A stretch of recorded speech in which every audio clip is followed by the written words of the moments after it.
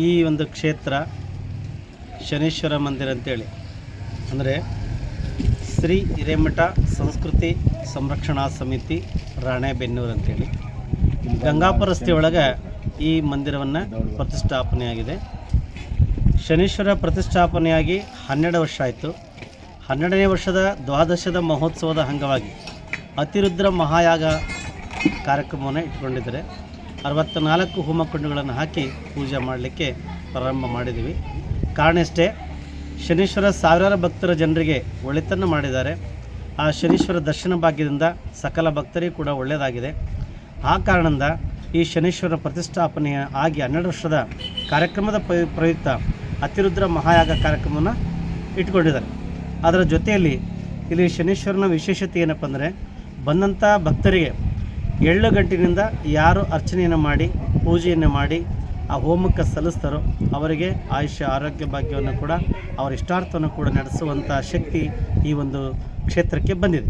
ಅದರ ಜೊತೆಯಲ್ಲಿ ಸುಮಾರು ಪ್ರತಿ ಶನಿವಾರವೂ ಸಹಿತ ಇಲ್ಲಿ 16,000 ಜನಸಂಖ್ಯೆ ಬಂದು ಈ ಕಾರ್ಯಕ್ರಮದಲ್ಲಿ ಭಾಗವಹಿಸ್ತಾರೆ, ಪ್ರಸಾದವನ್ನು ಸ್ವೀಕರಿಸ್ತಾರೆ.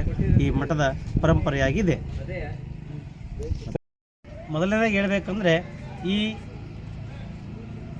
ಇದೇ ನವೆಂಬರ್ ಅಂದರೆ ದಿನಾಂಕ 14/11/2024 ದಿನ ನಾವು ಹೊಳೆ ಹಾನವೇರಿಯಿಂದ ಗಂಗೆ ಪೂಜೆಯನ್ನು ಮಾಡಿಕೊಂಡು ಈ ಮಠದ ಶ್ರೀಗಳಾಗಿರ್ತಕ್ಕಂಥ ಶ್ರೀ ಶ್ರೀ ಶಟಸ್ಥಲ ಬ್ರಹ್ಮಿ ಶಿವಯೋಗಿ ಶಿವಾಚಾರ್ಯರು 21 ಕಿಲೋಮೀಟರ್ಗಳ ಕಾಲ ಅವರು ಪಾದಯಾತ್ರೆಯನ್ನು ಮಾಡಿಕೊಂಡು ಬಂದು ಇಲ್ಲಿ ಗಂಗಾ ಸ್ಥಾಪನೆ ಆಯಿತು.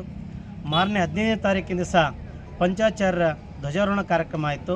ಇವತ್ತು 16ನೇ ತಾರೀಕು ಬೆಳಗ್ಗೆ 16/11/2024 ಬೆಳಗ್ಗೆ ಇವತ್ತು ಯಾಗಶಾಲೆ ಅಂದರೆ 64 ಕುಂಡಗಳನ್ನು ಹಾಕಿ ಪೂಜೆ ಮಾಡ್ತಕ್ಕಂಥ ಯಾಗಶಾಲೆಯ ಪ್ರವೇಶವನ್ನು ಮಾಡಿದ್ದೇವೆ. ಇಲ್ಲಿ ಪ್ರಸಾದ ವ್ಯವಸ್ಥೆ ಅಂದಾಗ ನಿತ್ಯದಲ್ಲಿ ಕೂಡ ಎಷ್ಟೇ ಜನ ಬಂದರೂ ಕೂಡ ಪ್ರಸಾದವನ್ನು ಮಾಡ್ತಾರೆ, ಪ್ರಸಾದವನ್ನು ಕೊಡ್ತಾ ಇದ್ದಾರೆ, ನಡೀತಾ ಇದೆ. ಉಳ್ಕೊಳ್ಳಿಕ್ಕೆ ಕೂಡ ಸುಮಾರು ಒಂದು 500 ಜನ ಉಳ್ಕೊಳ್ಳಿಕ್ಕೆ ವ್ಯವಸ್ಥೆ ಇದೆ. ಸ್ನಾನಕ್ಕೆ ನೀರಿದೆ, ಮೂಲ ಸೌಕರ್ಯಗಳು ಇದೆ. ಇನ್ನೂ ಕೂಡ ಹೆಚ್ಚಿನ ಅಭಿವೃದ್ಧಿ ಆಗಬೇಕು. ಅಭಿವೃದ್ಧಿ ಮಾಡಲಿಕ್ಕೆ ತಮ್ಮೆಲ್ಲರ ಭಕ್ತರ ಸಹಕಾರ ಕೂಡ ಬೇಕು. ಯಾಕೆಂದರೆ ಯಾವುದೇ ಒಂದು ವ್ಯಕ್ತಿ, ಒಂದು ವಸ್ತು, ಒಂದು ದೇವಸ್ಥಾನ, ಮಂದಿರ ಬೆಳಿಬೇಕಾದ್ರೆ ಇದಕ್ಕೆ ಭಕ್ತರೇ ಆಸ್ತಿ ಹೊರತು ಈ ಮಠಕ್ಕೆ ಯಾವುದೇ ಆಸ್ತಿ ಇಲ್ಲ ಅಂತಕ್ಕಂಥ ಮಾತನ್ನು ಹೇಳ್ತೀವಿ ನಾವು.